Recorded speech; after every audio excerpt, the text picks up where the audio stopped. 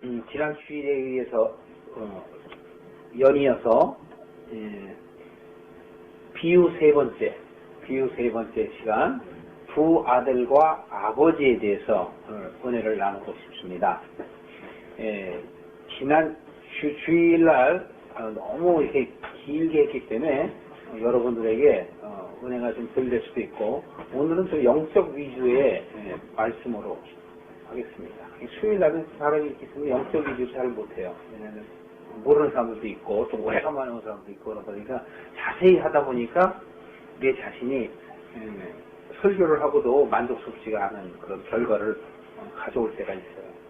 그런데 대체적으로 수요일날 같은 날은 좀 영적인 설교를 하고 싶어서 그래요.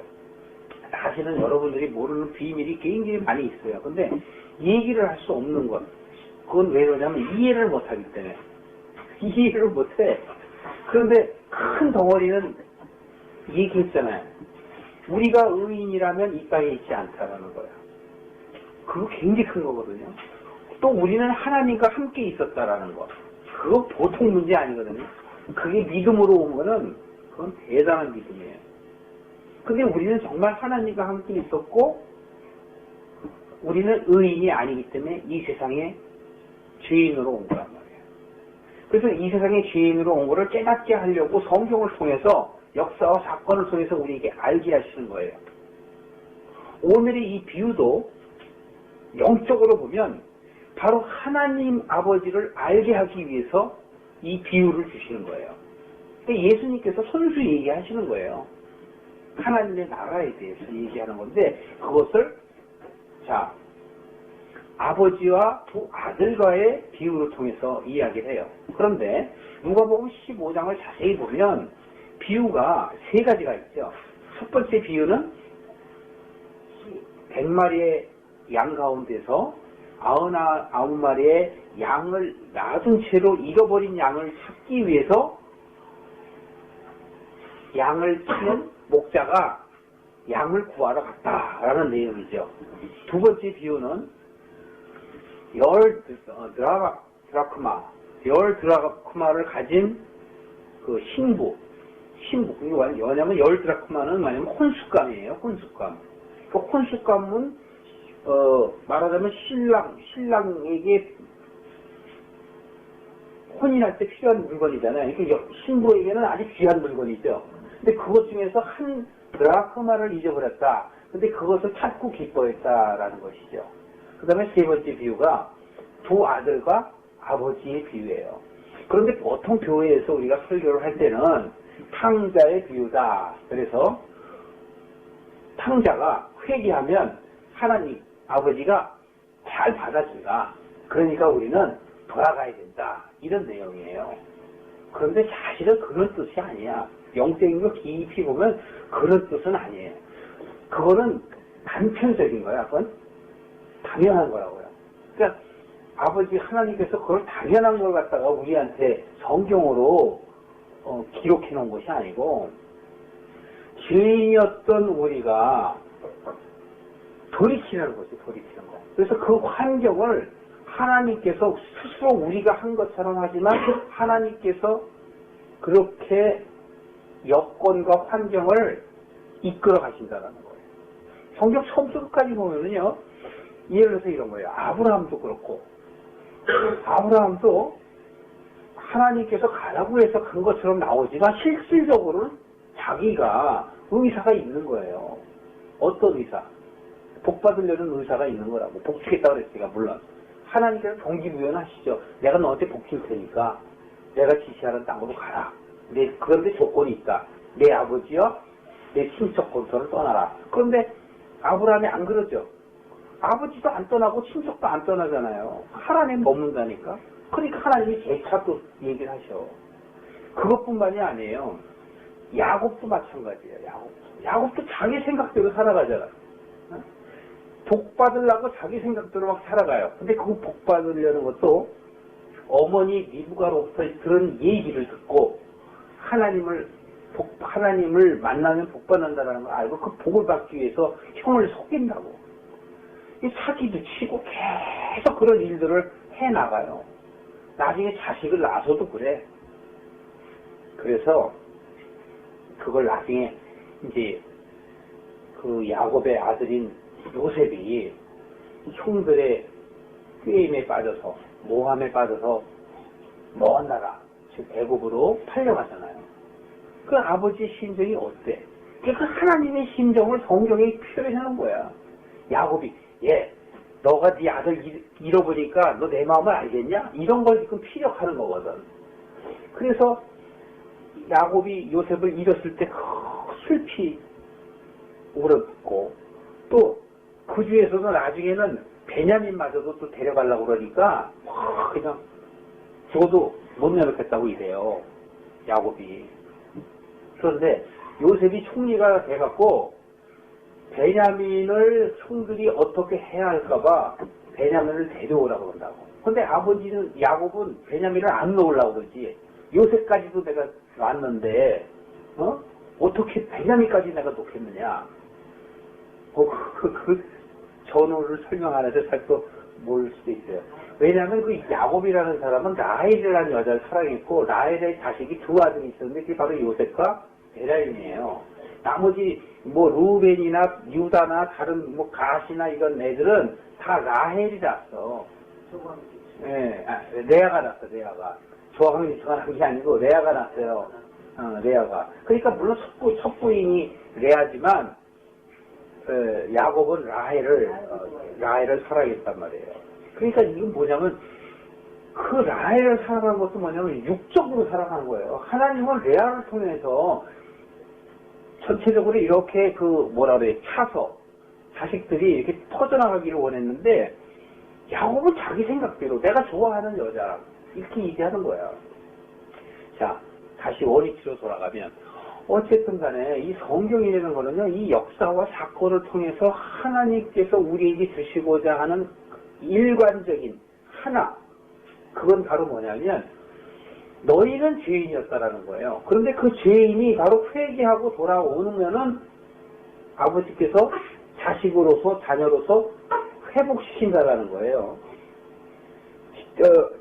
지난주에 여러분들이 본문을 봤기 때문에 일일이 본문을 짚지는 않아도 이제 그 누가복음 15장 11절부터 32절까지의 그 내용들인데요. 자, 내용은 바로 이렇습니다.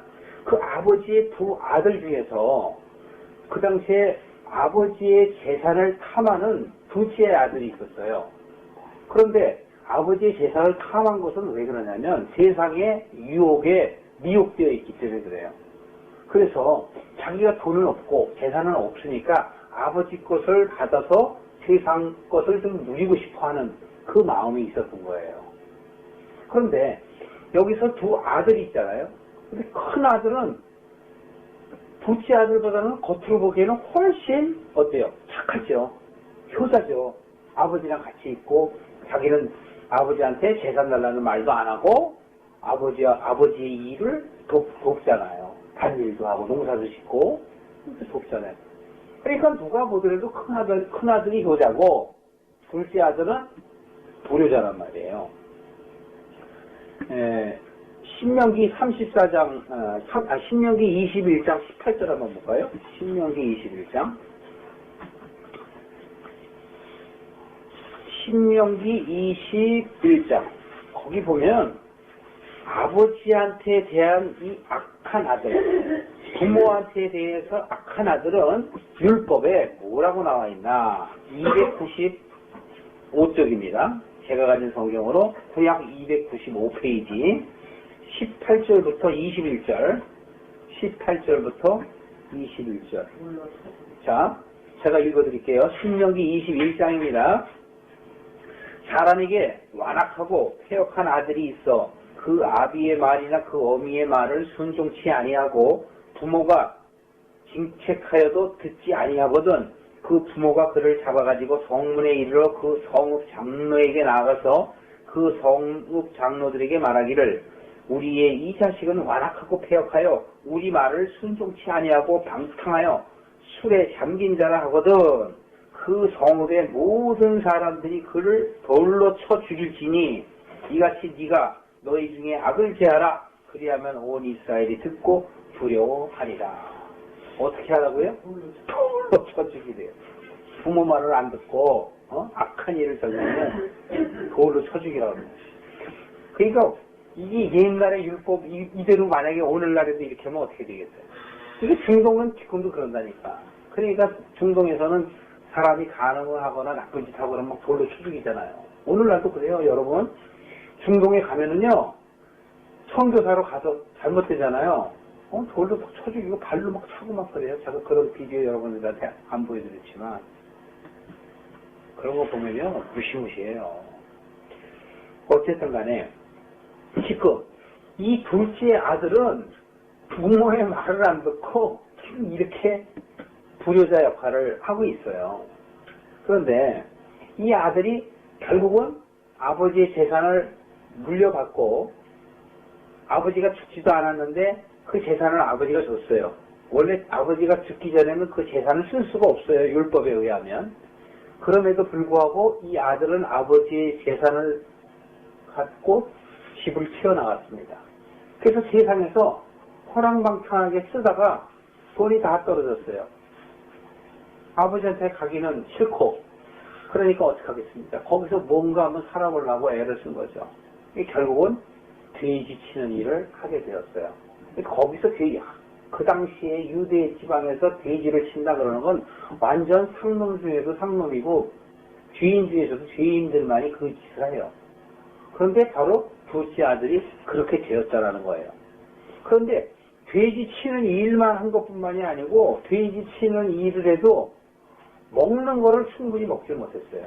그러니까 기업 열매로도 좀 배불리 먹고 싶다. 그냥 아버지를 생각하게 됐어요. 어떻게 해서 아버지를 생각하게 됐어요? 제가 먹으니까. 자기가 정말 어려운 형편에 빠지고 자기 힘으로 도저히 일어날 수 없는 환경이 이러니까 그때서야 아버지를 생각하게 된 거야. 성경에서 왜 그렇게 기록해놨을까요, 여러분? 우리도 그렇다는 얘기예요, 우리도. 여기서 지금 둘째 아들이 바로 저구 여러분입니다. 세상을 쫓아서 가게 되면 바로 이렇게 어려운 환경에 처하게 되는데 그러한 환경에 처하더라도 아버지를 돌아보는 자는 아버지가 그를 어떻게 한다고요?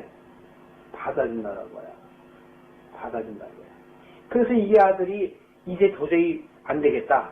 아버지가 죽으라면 죽고 살려면 살겠다. 나는 아들이라고 얘기 안 들었겠다. 나는 종이라도 좋다. 통꾼이라도 좋다. 이런 생각을 하고 아버지께로 돌아갈 때 아버지가 멀리서 보니 저 조그맣게 보이는 점 같은데 자기 아들 같아요. 상고가 먼데 그러니까 아버지가 뛰어가십니다. 뛰어가셔갖고 아들을 만나갖고 목을 어금맞고 또 종들을 불러서 가락지를 손에 끼우게 하고 깨끗한 옷을 그 깨끗한 옷이 아주 가장 귀한 옷이라고 성경에 표현되어 있어요. 가장 귀한 옷으로 입히고 손에 가락지를 끼고 발에 신을 신기우라 그러잖아요. 그걸 영적으로 풀면 바로 그리스도의 옷을 입는 것이 바로 가장 귀한 옷이고 손에 끼는 가락지는 뭐예요? 언약이죠. 언약. 자녀로 인침받는 언약. 그 다음에 발에 신을 신긴다는 건 뭐예요? 자녀로서의 행하는 권리, 회복을 얘기하는 거예요. 바로 성경에서 얘기하는 영적 의미 그렇습니다. 아버지를 떠나서 내 멋대로 사는 우리를 하나님께서는 예수 그리스도께서 제자들에게 비유를 통해서 알게 하시되 바로 사두개인들과 바리새인들에게 이야기하는 거예요. 사두개인, 바리새인 같은 너희들은 지금 세리와 죄인들은 내 말을 들으려 하는데 너희는 귀를 막고 있구나 라고 얘기하는 거예요.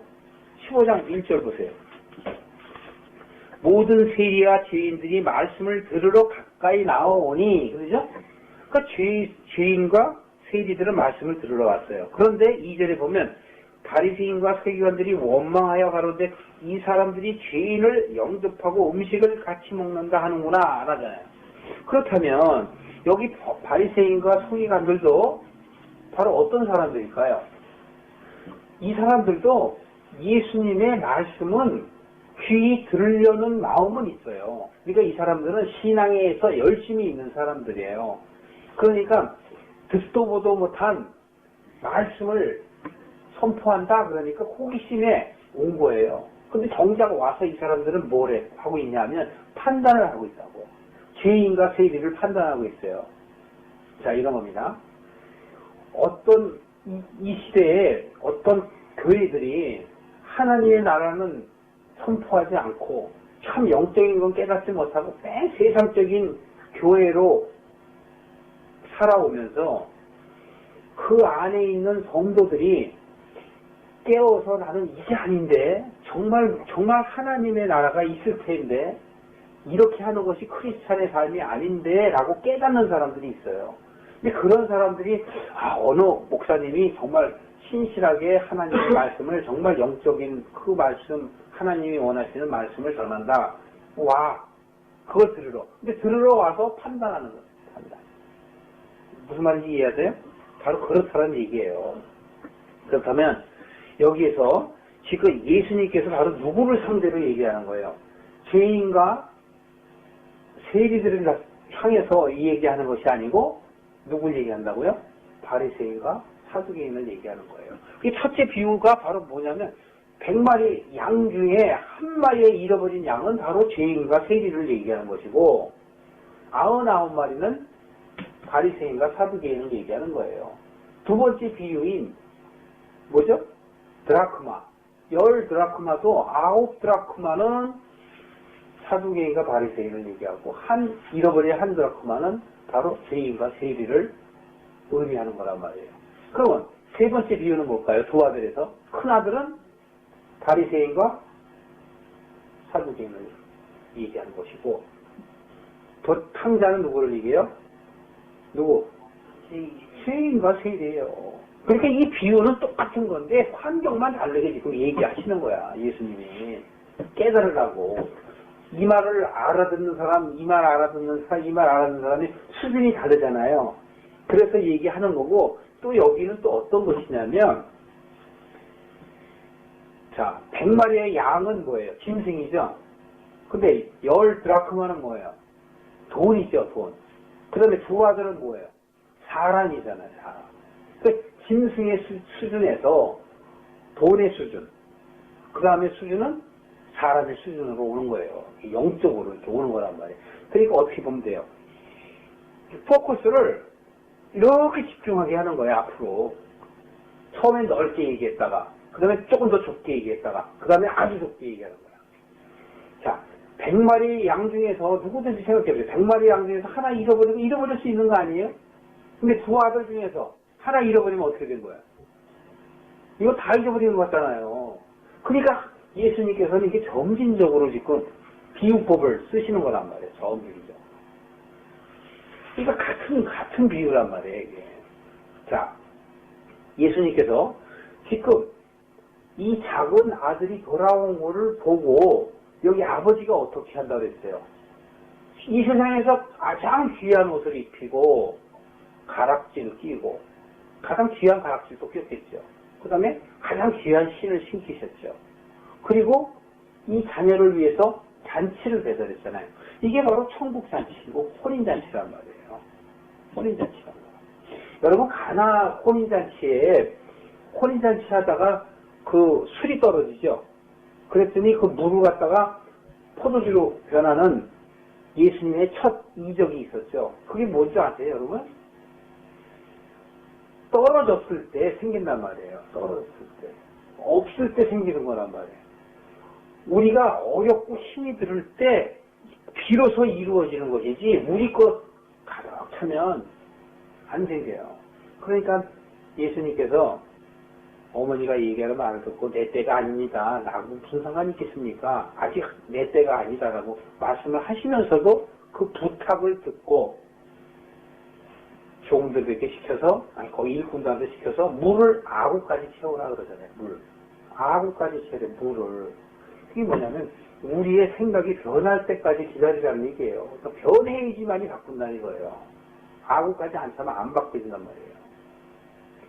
내 거가 내려놓지 않으면 절대로 하나님이 내 안에 들어올 수가 없어요. 성령이 내게 내주하실 수가 없다고. 내 생각이 가득 차 있어. 그렇죠? 세상에 지금 관심이 굉장히 많은데, 아니, 하나님의 것이 무슨 오겠어요. 그죠? 바로 그렇단 말이에요. 그러니까, 제가, 그 양로 호텔에서 이렇게 가보니까, 부류가 세 부류가 있더라고요. 첫 번째 부류는 어떤 부류가 있냐면, 그냥, 보통 사람들이에요. 보통 노인네들. 근데 두 번째 노인네는 어떤 노인네가 있냐면, 혼자만이, 어울리지 않고 혼자만이 고고하게 있는 분들이 계세요. 고고하게. 또 한 부류가 있는데, 그 부류는 뭐냐면, 텔레비도 안 보는 부류가 있어요. 하나님 믿는 사람들. 하나님을 잘 따르는 사람, 텔레비도 안 봐요. 그러니까, 보편적인 사람이 약 80%라면, 10%는 혼자 고고하게, 극정부지에도 안 끼고, 텔레비도 안 봐볼 사람도, 텔레비도 안 보고 자기 혼자만이 고고해요.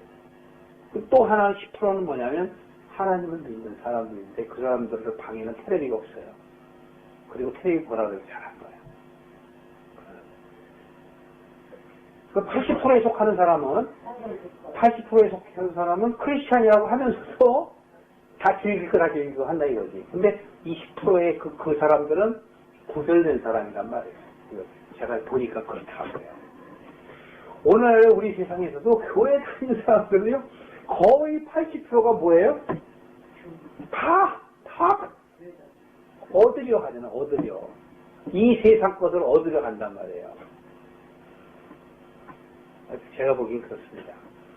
그중 20% 중에서도 유대인 같은, 즉 큰아들 같은 한 10%, 나는 믿음이 좋아 그러면서 혼자 고고한 척하는 사람들이 있을 거고, 또 10%는 정말 하나님의 자녀들, 정말 여기 둘째 아들처럼 정말 자기 죄를 느끼고 하나님의 은혜 아니면 나는 못 산다라는 그런 사람들이 있지 않나 싶어요.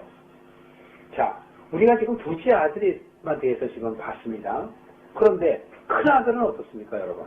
큰 아들에 대해서 우리가 잠깐 살펴볼까요? 15장, 누가복음 15장 25절 보실까요?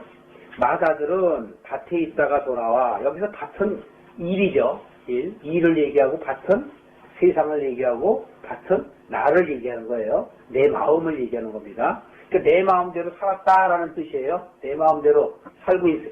자기 생각대로의 신앙생활을 하는 사람을 이야기하는 거예요. 그래서 밭에 있다가 돌아와 집에 가까이 왔을 때 풍류와 춤추는 소리를 듣고 한 종을 불러 이게 무슨 일인가 물은데, 지가 뛰어들어가면 되는데 안 들어가고 종을 불러요. 자, 이게 고고한 사람입니다, 바로.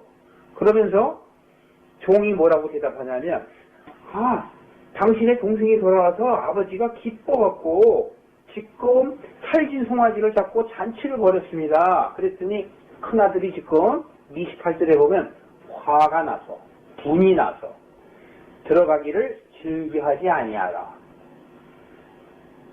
아버지와 함께하는 마음이 아니라 자기 생각대로 신앙생활을 하는 사람을 얘기하는 거예요. 여기서 물론 우리 삶에 대해서 얘기를 한 거지만, 그러니까 아버지가 어떻게 해요? 나오세요. 자, 여러분, 우리는 꼭 우리가 정말 무엇을 섬기고 하나님한테 우리는 정말 예쁜 짓 하려고 하는 건 큰 생각이고, 남들로부터 칭찬을 받을지 모르지만 거기에는 자기라는 게 들어가 있어요. 내가 이렇게 하면 하나님이 날 예뻐하시겠지, 내가 이렇게 하는 게 잘하는 것이라는 그런 인본주의적인 자기 주장이 있단 말이에요. 자기 주장이. 그러니까 바로 하나님께서 원하시는 거는 네가 나를 위해서 무언가 하려고 하는 그거를 보시려는 게 아니라 뭘 보실까요? 내 마음이 죄인인 거를 깨닫는 걸 원하세요. 바로 아까 그러잖아요. 잃어버린 한 양을 찾는 것, 잃어버린 한 드라크마를 찾는 것을 보고 기뻐했듯이 돌아온 탕자를 보고 기뻐했다잖아요. 그렇죠? 그러니까 하나님이 그걸 기뻐하시는 거죠. 큰아들같이 무엇을 밭에 가서 일하고 무엇 하는 것을 보여드리는 것을 세상 사람들은 효자라 하지만, 칭찬을 하지만, 하나님은 그런 걸 원하시는 것이 아니라 나는 정말 능력이 없습니다. 나는 정말 아버지의 은혜가 아니면 살 수 없는 자입니다라고 깨닫는 것. 그걸 원하신다니까요. 그걸 원하는데 아들이 그렇지 못해요. 자, 29절 보세요. 아버지가 나와서 자꾸 권해요. 얘 들어가자. 큰아들아 들어가자. 큰아들아 들어가자. 그랬더니 이 큰아들이 하는 말을 봅시다. 바로 우리의 생각이 아닌가 한번 잘 비교해 보세요. 내가 여러 해 동안 아버지를 섬겨 영을 어기면 아버지의 명이 됩니다. 아버지가 명을 한 적이 없고 얘 이것 좀 할래? 이렇겠죠. 이것 좀 해라 그랬겠지. 그걸 아버지의 명령으로 받아들인 거예요. 아버지의 가르침이나 아버지의 지시를 이 아들은 명령으로 받아들였어요. 그러니까 명령으로 받아들였다는 것은 바로 뭐예요?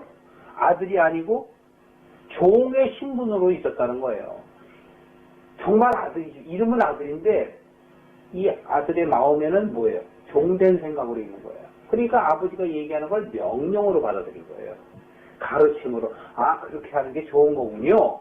그렇게 하겠습니다. 그게 아니라 아버지가 하려니까 하는 거야. 내가 이 다음에 크면 난 안 들어. 내가 이 다음에 힘이 좋으면 내가 아버지 가만 안 둘 거야. 이게 종이란 말이에요. 종.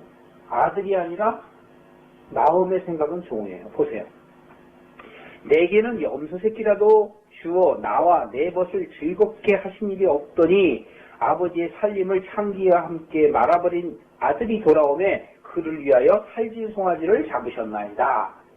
지금 이거 뭐 아버지한테 뭐 하는 거예요? 대드는 거죠? 대드는 거예요.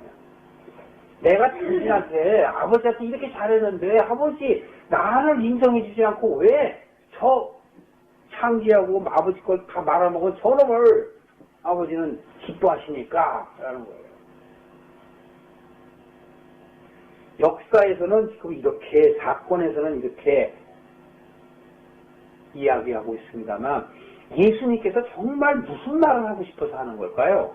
바로 잃어버린 한 양, 잃어버린 한 드라크마, 잃어버린 한 자식 똑같다라는 거예요.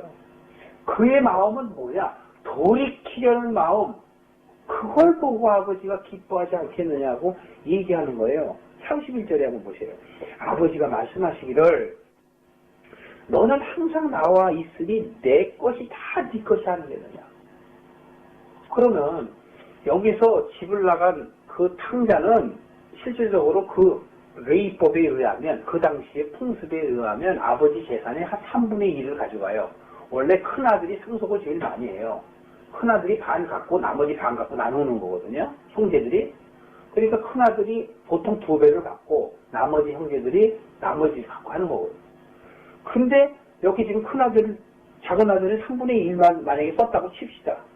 그러면 지금 여기서는 뭐예요? 내게 다 네 거라고 그러잖아요. 내게 다 네 건데도 너는 그렇게 안 생각하는구나. 그러면서 뭐라 그러면 동생이 뭐라 그래요? 동생이라고 그래요. 동생. 남도 아니고 동생이 죽었다가 살았으며 내가 잃었다가 얻었기로 네가 함께 즐거워하는 것이 마땅하지 않겠니? 이렇게 얘기한 거란 말이에요. 자, 여기서 지금 죄인과 세리들에게 얘기하는 겁니까? 아니면 사두개인과 바리새인한테 얘기하는 거예요? 응? 바리새인한테 얘기하는 거예요. 그러니까 여기 비유는 죄인을 얘기하는 게 아니에요. 그러니까 회개하고 돌아온 그것이 중심이 아니고 사두개인 바리새인처럼 내 생각대로 내 믿음대로 하나님을 안다, 하나님을 믿는다 하면서 자기 생각대로 믿음 생활하는 사람에 대해서 경종을 치는 거란 말이에요. 그게 아니라 너희들이 회개하거나 회개하지 않거나 나는 너희들이 돌아오기를 원한다. 아버지의 마음을 보여줬잖아요. 버선발로 저 멀리 점으로 보이는 그 아들의 모습을 보고 내 아들인 것을 알고 뛰어가는 그 아버지. 분이 나가 집에 들어오지 않으려는 그 아들을 아버지가 나와서 예 그러지 마라 그러지 마라 달래는 아버지. 이 바리새인이나 죄인은 바로 나를 얘기하고 내 속에 하나님을 믿는 믿음을 얘기하는 거예요. 내 안에 유대인 같은 믿음, 이방인 같은 믿음이 있단 말이에요. 하늘 같은 믿음, 땅 같은 믿음, 하나님을 쫓는 마음, 세상을 쫓는 마음, 남자 같은 속성, 여자와 같은 속성이 있는 거예요. 하나님을 믿게 되면 처음으로 바깥으로 변화가 되고 점차적으로 안으로 변화가 되는 거예요. 우리 사람을 부를 때도 남편을 뭐라고 불러요? 바깥, 양반. 그 다음에 남자들이 여자를 얘기할 때, 소개할 때 뭐라고 그래요? 내 안사람. 그러잖아요. 그러니까 그렇게 우리는 밖으로 안으로 바뀌어가는 거예요. 바꿔가는 것. 그것이 바로 밖으로 바뀌는 것이 말씀 원자 언, 안으로 바뀌는 것이 행하는 행할 행. 그래서 그것이 일치를 이룬다. 그래서 언행일치. 믿음을 우리가 생활을 하면 점차 믿음이 처음에는 행위와 구제나 여러 가지 그 바깥으로 보이는 현상으로 나아가지만 점차적으로 내 안이 변화돼서 언행일치를 이루는 행함이 나오는 거예요. 그게 바로 야고보서예요. 야고보서. 이 야고보서까지 가면은 믿음이 그렇게 발전하는 거예요. 그래서 우리 안에는 유대인과 바리새인과 그게 있어요. 그걸 갖다가 바로 여기서는 형제라 이렇게 표현해요. 성경에서 형제라 표현하면 자꾸 바깥에 얘기를 하죠. 여러분들은 그죠? 바깥에 형제를 사랑하라 그러면 여러분들은 자꾸 세상 옆에 무슨 같은 성도 뭐 이런 거 생각하잖아. 그거 전에 바로 뭐냐면 내 안에 밖의 속성, 안의 속성. 그거 먼저 얘기한 거예요. 하나님은 우리 한 사람 한 사람에게 딱 집중하고 얘기하시는 거야. 그 다음에 형제. 그게 바로 30배, 60배, 100배예요. 형제. 그 다음에 더 나아가서 뭐예요? 사회. 처음은 나죠. 나부터 변화되면 점차적으로 물이 어때요? 흘러가잖아요. 흘러가는 거란 말이에요. 그래서 그렇게 변화돼 가는 거예요. 그런데 거꾸로 가면 안 되죠. 자꾸 남을 가리키려고 그러고. 그건 아니란 말이에요. 거꾸로 가는 거예요, 그거는. 그러니까 나부터 자꾸 변하고, 나부터 성경을 자꾸 적용을 시키고, 아, 내가 이렇게 되는구나, 라고 우리는 생각해야 됩니다. 오늘 여러분들은 두 아들과 아버지 비유를 통해서 아버지의 마음을 여러분들 아셨으리라고 봅니다. 하나님께서는 바로 너희들이 죄인이라는 것을 깨닫고 돌이키는 그 마음을 내가 사랑한단다라는 아버지의 마음을 뛰어가며 그 탕자를 어긋맡겨 안으면서 가장 귀한 옷을 입히고 가장 귀한 가락지를 끼우고 가장 귀한 신발을 신으면서 내 자녀로 회복시키신다라는 언약의 말씀을 여러분들이 받아들이시고 은혜를 함께 하시기를 주님의 이름으로 축원합니다.